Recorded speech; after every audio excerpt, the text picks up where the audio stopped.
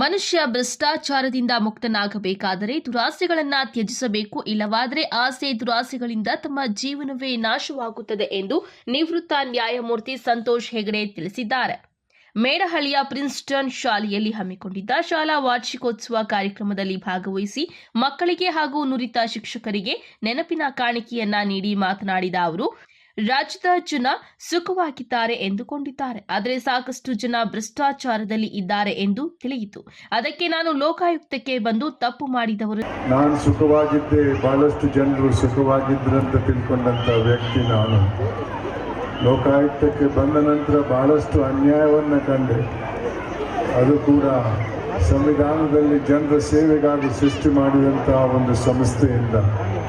ಅದರ ಹೆಸರು ಆಡಳಿತೆಯಿಂದ ಜನರಿಗಾಗುವಂಥ ಅನ್ಯಾಯವನ್ನು ಕಂಡೆ. ಇದು ಯಾಕೆ ಈ ರೀತಿ ಆಗ್ತಾ ಇದೆ ಅಂತ ನಾನು ನನ್ನಲ್ಲೇ ಚರ್ಚೆ ಮಾಡಿದಾಗ ನನಗನಿಸಿದ್ದು, ಇದು ವ್ಯಕ್ತಿಗಳ ತಪ್ಪಲ್ಲ, ಇದು ಸಮಾಜದ ತಪ್ಪು. ನಾನು ಚಿಕ್ಕವನಾಗಿದ್ದಾಗ ಅಂಥ ಸಮಾಜದಲ್ಲಿದ್ದೆ.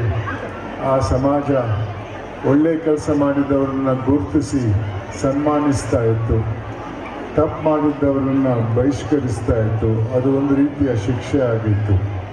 ಅದು ತಪ್ಪು ಮಾಡಿದ್ದವನಿಗೆ ಮಾತ್ರ ಶಿಕ್ಷೆ ಅಲ್ಲ, ಆತನ ಕುಟುಂಬಕ್ಕೂ ಕೂಡ ಆಗ್ತಾ ಇತ್ತು. ಆದ್ದರಿಂದ ಜನರು ತಪ್ಪು ಮಾಡೋಕ್ಕೆ ಹೆದರ್ತಾ ಇದ್ರು. ಆದರೆ ಇವತ್ತು ಆ ಸಮಾಜದ ಭಾವನೆಯಲ್ಲಿ ಬಹಳಷ್ಟು ಬದಲಾವಣೆ ಬಂದಿದೆ. ಇವತ್ತಿನ ಸಮಾಜ ಬರೀ ಶ್ರೀಮಂತಿಕೆ ಮತ್ತು ಅಧಿಕಾರವನ್ನು ಪೂಜಿಸುವಂತಹ ಸಮಾಜದಲ್ಲಿ ನಾವಿದ್ದೇವೆ. ಪ್ರಾಮಾಣಿಕರಿಗೆ ಯಾವುದೇ ಬೆಲೆ ಇಲ್ಲ.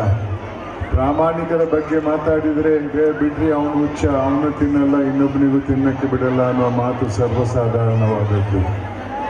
ಬಂಧುಗಳೇ, ಇಂಥ ಸಮಾಜದಲ್ಲಿ ಇರಕ್ಕೆ ಬಹಳ ಕಷ್ಟ. ಈ ಸಮಾಜವನ್ನು ಬದಲಾಯಿಸಬೇಕು. ಒಳ್ಳೆ ಕೆಲಸ ಮಾಡಿದವರನ್ನು ಗುರುತಿಸಿ ಅವ್ರಿಗೆ ಸನ್ಮಾನ ಮಾಡಬೇಕು ಅನ್ನುವ ಒಂದು ಸಮಾಜವನ್ನು ಮರು ಸೃಷ್ಟಿ ಮಾಡಬೇಕನ್ನುವ ಹಿನ್ನೆಲೆಯಲ್ಲಿ ನಾನು ಇಷ್ಟೊಂದು ಶಾಲಾ ಕಾಲೇಜಿಗೆ ಹೋಗಿದ್ದೇನೆ. ಯಾಕಂದರೆ ಈ ಬದಲಾವಣೆ ಯುವತಿಯರಿಂದ ಸಾಧ್ಯವಿದೆ ಹೊರತು ನನ್ನ ವಯಸ್ಸಿನವರಿಂದ ಸಾಧ್ಯವಿಲ್ಲ ಅನ್ನೋದು ನನ್ನ ಅನಿಸಿಕೆ. ಇದು ಯಾಕೆ ಈ ರೀತಿ ಆಗ್ತಾ ಇದೆ ಅಂತ ನಾನು ಯೋಚನೆ ಮಾಡಿದಾಗ ನನಗೆ ಅನಿಸಿದ್ದು, ಇದು ಒಂದು ರೋಗ ನಮ್ಮ ದೇಶದಲ್ಲಿ ಬಹಳ ದೊಡ್ಡ ಮಟ್ಟಕ್ಕೆ ಹೋಗಿದೆ. ಬಳಿಕ ಕಾಡುಗೋಡಿಯ ಸುಮಾ ಹೆಲ್ತ್ ಕ್ಲಿನಿಕ್ ಸಂಸ್ಥಾಪಕರಾದ ಡಾಕ್ಟರ್ ಸೈಯದ್ ಮುಸಾಮಿಲ್ ಅವರು ಮಾತನಾಡಿ, ಎಲ್ಲಾ ಶಾಲೆಗಳಲ್ಲಿ ಮಕ್ಕಳು ವಿದ್ಯಾಭ್ಯಾಸ ಮಾಡುತ್ತಾರೆ, ಆದರೆ ಪ್ರಿನ್ಸ್ಟನ್ ಶಾಲೆಯಲ್ಲಿ ಮೌಲ್ಯಗಳ ಆಧಾರಿತ ಶಿಕ್ಷಣಕ್ಕೆ ಹೆಚ್ಚು ಒತ್ತು ನೀಡುತ್ತಿದ್ದಾರೆ. 10ನೇ ತರಗತಿ ಫಲಿತಾಂಶದಲ್ಲಿ 100ಕ್ಕೆ 100% ಫಲಿತಾಂಶ ನೀಡುತ್ತಿದ್ದು ಮಾನವೀಯ ಮೌಲ್ಯಗಳನ್ನು ಅರಿತುಕೊಂಡವರಾಗಿದ್ದಾರೆ. ಆದ್ದರಿಂದ ಈ ಶಾಲೆಯ ಎಲ್ಲಾ ಆಡಳಿತ ಮಂಡಳಿಗೆ ನಾನು ಅಭಿನಂದನೆಗಳನ್ನು ಸಲ್ಲಿಸುತ್ತೇನೆ ಎಂದರು. ಈ ದಿನ ಬಹಳ ಸಂತೋಷದ ದಿನ. ಯಾಕಂದರೆ ಪ್ರಿನ್ಸ್ಟನ್ ಶಾಲೆಯಲ್ಲಿ ಇವತ್ತು ಆನ್ಯುವಲ್ ಡೇ ಸೆಲೆಬ್ರೇಷನ್ ಮಾಡ್ತಾ ಇದ್ವಿ. ಈ ಒಂದು ಆನ್ಯುವಲ್ ಡೇಗೆ ನಮ್ಮ ಲಿವಿಂಗ್ ಲೆಜೆಂಡ್ ಇಡೀ ಭಾರತ ದೇಶದಲ್ಲಿ ಮಾನ್ಯ ಶ್ರೀ ಜಸ್ಟಿಸ್ ಸಂತೋಷ್ ಹೆಗಡೆ ಸಾಹೇಬರು ಬಂದಿದ್ದರು. ಅವರ ಮಾತು ಕೇಳಿ ಎಲ್ಲ ಪೇರೆಂಟ್ಸು ಹಾಗೂ ಎಲ್ಲ ಸ್ಟೂಡೆಂಟ್ಸ್ಗೆ ಒಂದು ಜೋಶ್ ಬಂದಿದೆ. ಏನಂದರೆ ನಮ್ಮ ಭಾರತ ದೇಶ ಕರಪ್ಷನ್ ಫ್ರೀ ದೇಶ ಮಾಡಬೇಕು ಅಂದ್ಬಿಟ್ಟು ಒಂದು ಭಾವನೆ ಹುಟ್ಟಿದೆ. ಅದಕ್ಕೆ ಈ ಪ್ರಿನ್ಸ್ಟನ್ ಶಾಲೆದು ಏನು ವಿಶೇಷತೆ ಏನಂದರೆ, ಎಲ್ಲ ಶಾಲೆಯಲ್ಲಿ ಎಜುಕೇಷನ್ ಕೊಡ್ತಾ ಇದ್ದಾರೆ. ಇಲ್ಲಿ ವ್ಯಾಲ್ಯೂ ಬೇಸ್ಡ್ ಎಜುಕೇಷನ್ ಅಂದರೆ ಮೂಲ್ಯಗಳು ಭಾಳ ಇಂಪಾರ್ಟೆಂಟ್.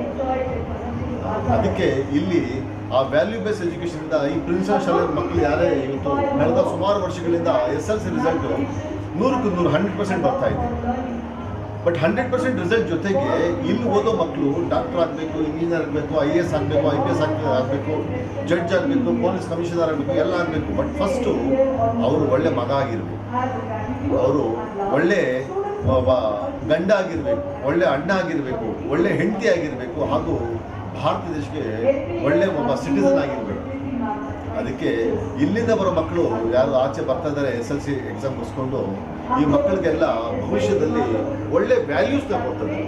ಅದಕ್ಕೆ ನೀವು ಎಲ್ಲ ಏನೇನು ಜೀವನದಲ್ಲಿ ಆಗಬೇಕಂತಿದ್ದೀರಲ್ಲ ಆಗಿ, ಜೊತೆಗೆ ಅಂದರೆ ನೀವು ವ್ಯಾಲ್ಯೂಸ್ನ ಬಿಡಬೇಡಿ. ಯಾಕಂದರೆ ನಮ್ಮ ದೇಶದಲ್ಲಿ ನಮ್ಮ ದೊಡ್ಡ ಆಸ್ತಿ ಏನಂದರೆ ನಮ್ಮ ಅಪ್ಪ ಅಮ್ಮನ ಚೆನ್ನಾಗಿ ನೋಡ್ಕೊಳ್ಳೋದು, ಹೆಂಡತಿನ ಚೆನ್ನಾಗಿ ನೋಡ್ಕೊಳ್ಳೋದು, ಗಂಡನ ಚೆನ್ನಾಗಿ ನೋಡ್ಕೊಳ್ಳೋದು, ಅಣ್ಣ ತಮ್ಮ ಚೆನ್ನಾಗಿ ನೋಡ್ಕೊಳ್ಳೋದು, ನಮ್ಮ ಕುಟುಂಬದವ್ರನ್ನ ಚೆನ್ನಾಗಿ ನೋಡ್ಕೊಳ್ಳೋದು, ನಮ್ಮ ಊರನ್ನ ಚೆನ್ನಾಗಿ ನೋಡ್ಕೊಳ್ಳೋದು, ಹಾಗೂ ಅದೇ ಥರ ನಮ್ಮ ದೇಶನ ಚೆನ್ನಾಗಿ ನೋಡ್ಕೊಳ್ಳೋದು.